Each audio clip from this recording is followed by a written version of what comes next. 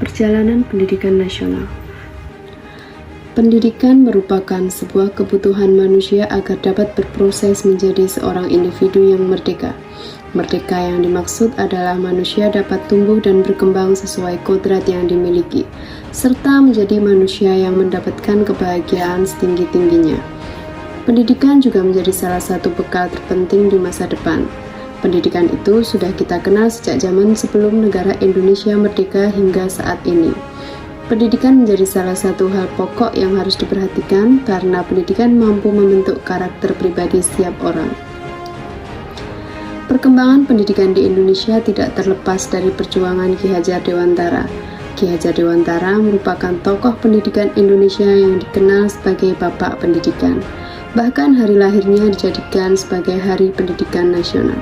Seiring dengan perkembangan zaman, tentunya di Indonesia memiliki perkembangan dalam dunia pendidikan.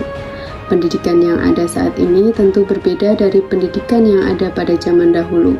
Namun, adanya pendidikan terdahulu menjadi pionir bagi pendidikan sekarang. Perjalanan perkembangan pendidikan di Indonesia pada masa sebelum merdeka diawali dengan pendidikan agama. Pendidikan agama Hindu-Buddha, pendidikan agama Islam, pendidikan agama Katolik Protestan. Kemudian pada masa kolonial perjalanan perkembangan pendidikan nasional tidak luput dari peran penjajah. Penjajah memberikan dampak positif bagi pendidikan di Indonesia. Pada masa penjajahan Belanda tahun 1607 berdiri sekolah pertama di Ambon yang didirikan oleh VOC. Pembelajaran yang diberikan yaitu membaca dan menulis. Tahun 1617, sekolah pertama didirikan di Jakarta. Sekolah tersebut memiliki tujuan untuk menghasilkan tenaga-tenaga kerja yang andal sehingga dapat dipekerjakan di administrasi dan gereja pada pemerintahan. Pada tahun 1854, ada beberapa bupati yang mendirikan sekolah-sekolah kabupaten. Tetapi sekolah itu hanya untuk mendidik calon-calon pegawai. Kemudian pada tahun yang sama juga didirikan Sekolah Bumi Putra yang hanya mempunyai 3 kelas. Rakyat hanya diberikan pelajaran membaca, menulis, dan berhitung. Raden Ajeng Kartini membuka sekolah gadis di Jepara pada tahun 1903, kemudian membuka sekolah di Rembang. Kartini berjuang untuk melepaskan kaum wanita dari belenggu adat istiadat tersebut agar dapat meningkatkan kedudukan dan derajat wanita atau yang dikenal dengan emansipasi. Selain Kartini, pada 16 Januari 1904, Dewi Sartika membuka Sakola Istri, sekolah perempuan dengan jumlah murid 20 orang. Pada Mei 1906, percobaan sekolah desa dimulai. Kemudian tahun 1922 dapat terciptanya Taman Siswa di Yogyakarta. Taman Siswa hadir sebagai jiwa rakyat untuk merdeka dan bebas. Taman Siswa didirikan oleh Ki Hajar Dewantara. Pendidikan pada masa perjuangan terdapat semacam dualisme dalam pendidikan. Di salah satu pihak pendidikan dan pengajaran berlangsung di daerah-daerah negara federal yang dikuasai Belanda. Sedangkan di pihak lain langsung dikuasai oleh pemerintah Indonesia. Masa Orde Lama pendidikan di Indonesia masih melanjutkan apa yang telah diterapkan dahulu oleh Jepang dan menggunakan bahasa pengantar bahasa Indonesia. Media pembelajaran pada masa itu menggunakan buku-buku yang diterjemahkan dari bahasa Belanda ke dalam bahasa Indonesia. Tahun 1968 sampai 1998 merupakan pendidikan Orde Baru.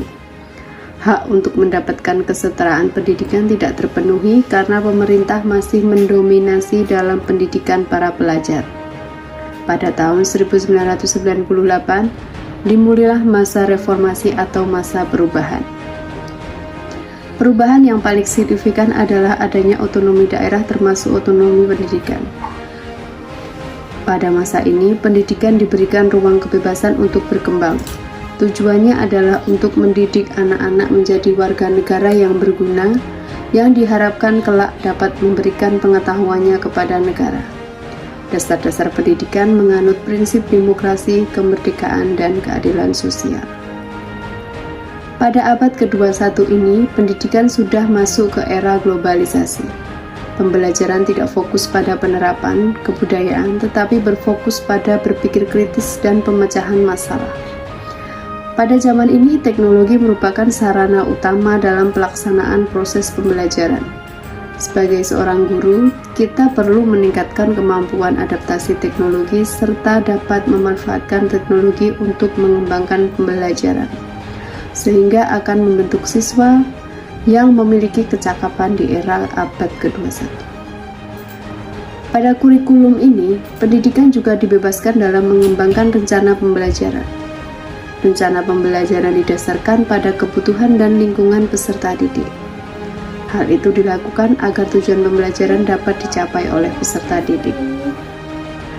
Pada pendidikan di era ini, konsep dasar pemikiran Ki Hajar Dewantara masih digunakan sebagai dasar sistem pendidikan, di mana sesuai dengan konsep Ki Hajar Dewantara yang menjelaskan bahwa pendidikan diberikan sesuai dengan kodrat anak, di mana itu diartikan bahwa pendidikan difokuskan pada kebutuhan anak sesuai kodrat yang dimiliki oleh anak.